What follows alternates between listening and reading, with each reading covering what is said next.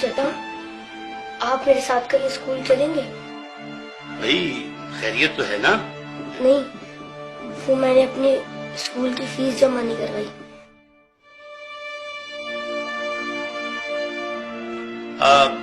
بیٹا تم کیا کرو گے اسکول پڑھ کے؟ دیکھو تم میرے ساتھ دکان پر آ جانا، میرے پاس 2 ملازم ہیں، جب تمہارے کام سمجھ میں آ جائے گا تو ایک کی چھٹی کرا دوں گا۔ تم لوگ دھیان سے پڑھو، ٹیچر کے آنے سے پہلے اپنا ہوم ورک مکمل کر لو۔ اچھا چچا میں چلتا ہوں۔ ارے نہیں بھائی، کھانا کھا کے جانا۔ ہائے ابھی ہمارا کھانا تیار نہیں ہوا۔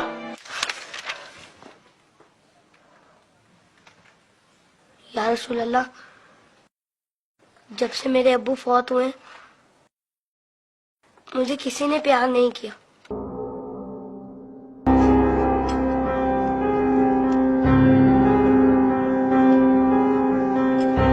لوگ مجھے لاوارث سمجھتے ہیں، مگر یتیموں کے وارث تو آپ ہیں۔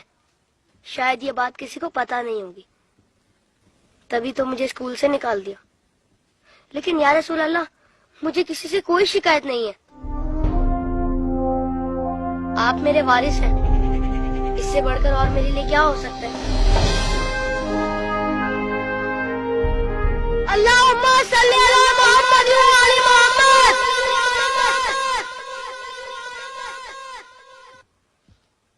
اپنی ولادت کے موقع پر میرا یہ درود شریف قبول فرمائیے۔ سنا ہے آپ اپنے نوازوں سے بہت پیار کیا کرتے تھے۔ امام حسن علیہ السلام اور امام حسین علیہ السلام کو کندھوں پر بٹھا کر سیر کرایا کرتے تھے۔ آپ امام حسین علیہ السلام کے گلے کے بوسے لیا کرتے تھے اور روتے تھے۔ آپ کو پہلے سے علم تھا نا کہ امام حسین علیہ السلام کے گلے کو کاٹا جائے گا؟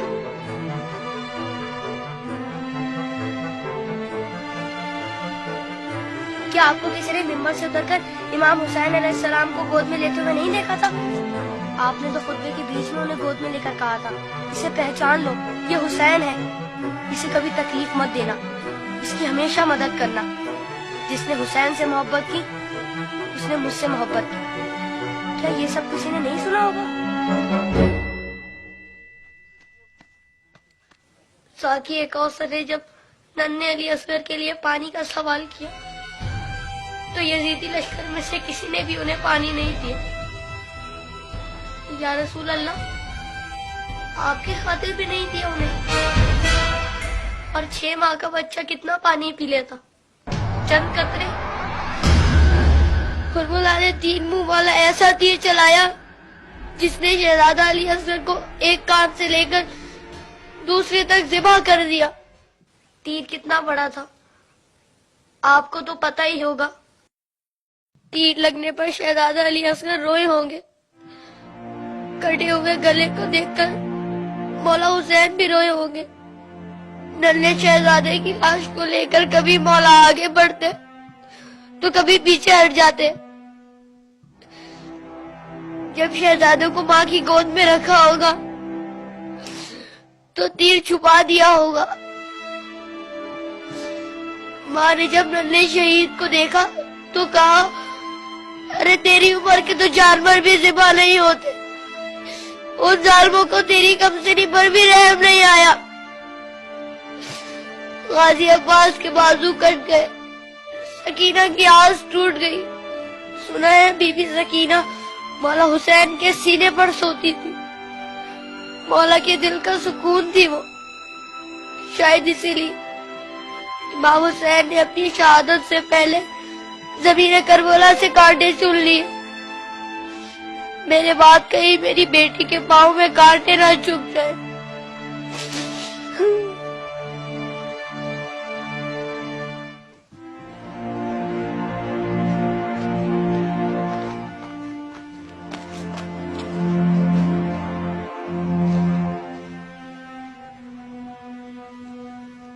مولا حسین جب قاسم کی لاش لینے میدان میں گئے تو 3 دفعہ پکارا، تینوں ہی دفعہ جواب نہیں آیا۔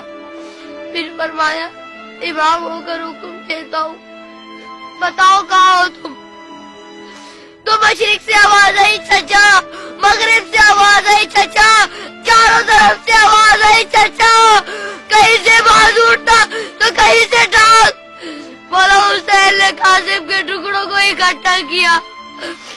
گٹڑی بنائے اور کہا حسین غریب ہو گیا.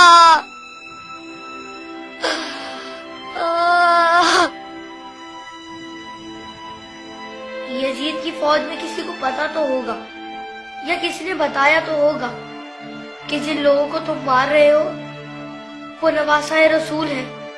مولا حسین نے بلند آواز میں کہا تھا میں نواسۂ رسول ہوں, کوئی میری مدد کرنے والا ہے؟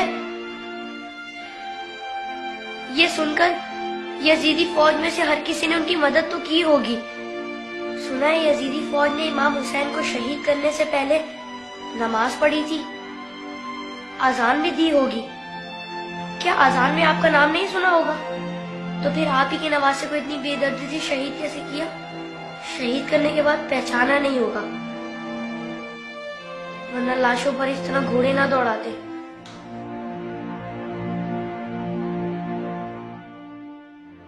عمر سعد کے بعد شمر نے آ کے کہا میرے حصے کا سر کھائیں, حسین کو قتل تو میں نے کیا تھا, تو نے وہ سر کولی کو دے دیا.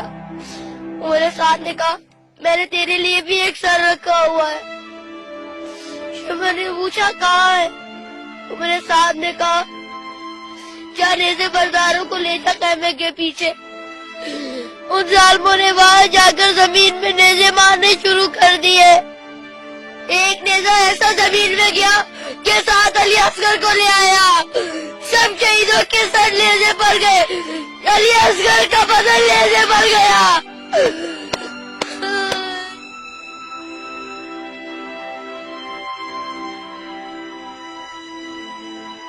ان ظالموں نے جب بیویوں کو ننگے سر بازاروں میں پھرایا تو امام حسین کے سر نے تلاوت شروع کر دی,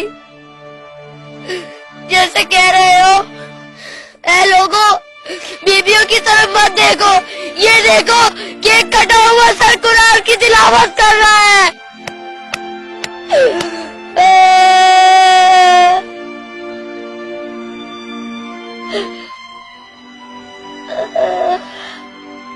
جب میں کربلا کا ذکر کرتا ہوں تو میری تکلیف مجھے بہت چھوٹی لگتی ہے یا رسول اللہ. جب آپ مجھے یاد آتے تب مجھے کربلا والے یاد آتے. مجھے پتا ہے آپ اس منظر کو کبھی نہیں بھلا سکتے. جس منظر کو آپ نہیں بھلا سکتے اسے ہم کیسے بھلا دیں؟